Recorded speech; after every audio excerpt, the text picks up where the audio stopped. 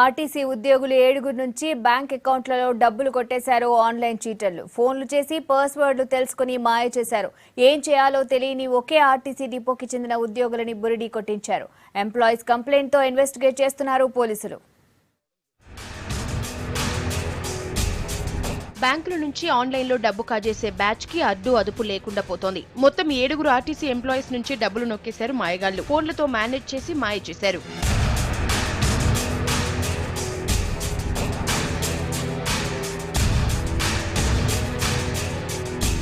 Phone వచ్చింది, కబుర్లు చెప్పారు, డీటెయిల్స్ అడిగారు.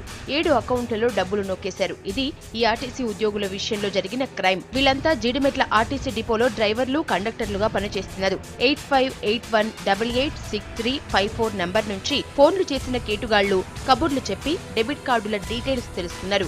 బాధితులు విషయం తెలుసుకునేలోగా అకౌంట్లు ఖాళీ చేశారు. ఆర్టీసీ డ్రైవర్ జీడిమెట్ల డిపో నుంచి వచ్చి కంప్లైంట్ ఇచ్చాడు. అతనితో ఇంకో 6 ఉద్యోగులు అందరు కలిపి సుమారుగా 96,000 రూపాయలు పోయినట్టుగా కంప్లైంట్ వచ్చింది.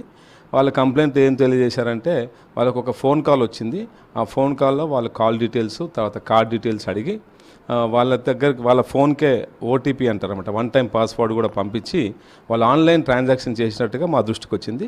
అది ఇమీడియట్గా కేసు నమోదు చేసుకుని దర్యాప్తు చేస్తున్నాం. బ్యాంక్ వెళ్ళి కాల్ చేశారండి. కాల్ చేసి ఒక ఏటీఎం నెంబర్, నా పేరు, నా ఏటీఎం నెంబర్స్ అన్నీ కరెక్ట్ చెప్పారు. నేను దానివల్ల ఒక నెంబర్స్ చెప్పిన తర్వాత ఒక పాస్వర్డ్ వస్తుంది, పాస్వర్డ్ చెప్పండి చెప్పేశాను. చెప్పిన తర్వాత నా ఏటీఎం ఆధార్ కార్డు లింక్ లేదండి, ఆధార్ కార్డు లింక్ పెట్టాలని చెప్పారు వాళ్ళు. అయితే ఆధార్ కార్డు లింక్ తర్వాత చేస్తారంటే, లేదంటే ఇప్పుడు చెప్పండి ఏటీఎం బ్లాక్ అయిపోయింది, 2 మినిట్స్లో బ్లాక్ అయిపోతుంది. ఆఫ్టర్ మనం ఏటీఎం పని చేయదంటే, ఓకే మీరు చేస్తాను, వాళ్ళు చేస్తాను, నా నెంబర్స్ నా పేరు అన్నీ కరెక్ట్ చెప్పారు కాబట్టి ఓకే వీళ్ళు బ్యాంక్ వాళ్ళు కావచ్చు అని మేము నెంబర్స్ అని చెప్పాను. పాస్వర్డ్ చెప్పేసాను. చెప్పిన ఒక 5 మినిట్స్ తర్వాత బ్యాంకు అకౌంట్లోకి వెళ్ళి డ్రా అయిపోయినాయి. 47,000 డ్రా అయిపోయినాయండి. ఎస్బీఐ స్టేట్ బ్యాంక్ వెళ్ళి ఫోన్ చేస్తున్నామని చెప్పారు. అయితే నా పేరు చెప్తుండు, ఏటీఎం మీద నెంబర్లు కూడా చెప్పేస్తుండు. అయితే ఇంత పర్ఫెక్ట్గా చెప్తుండే అంటే మనం ఏటీఎం వాళ్ళు బ్యాంక్ వాళ్ళే కావచ్చు అని చెప్పినాము. చెప్పేసినాక వాడు మెసేజ్ వస్తుంది, మెసేజ్ నెంబర్లు చెప్పండి అని అంటే మెసేజ్ నెంబర్లు చెప్తే వాడు మళ్ళీ లాస్ట్కి ఏమన్నాడు అడిగినంటే అమౌంట్ ఎంత ఉందని అడిగాడు. అమౌంట్ ఎందుకు, నీకు అమౌంట్ అవసరం ఏముందా అంటే, బ్యాంకులో అమౌంట్ పడితే నీకు మెసేజ్ వస్తలేదు కదా, ఇప్పుడు మెసేజ్ వచ్చేటట్టు చేస్తామని చెప్పారు. మెసేజ్ నెంబర్ చెప్పిన, మెసేజ్ నెంబర్ చెప్పగానే వాడు అమౌంట్ ఎట్లా డ్రా అయిందో తెలియదు, మెసేజ్ కూడా రాలే నాకు.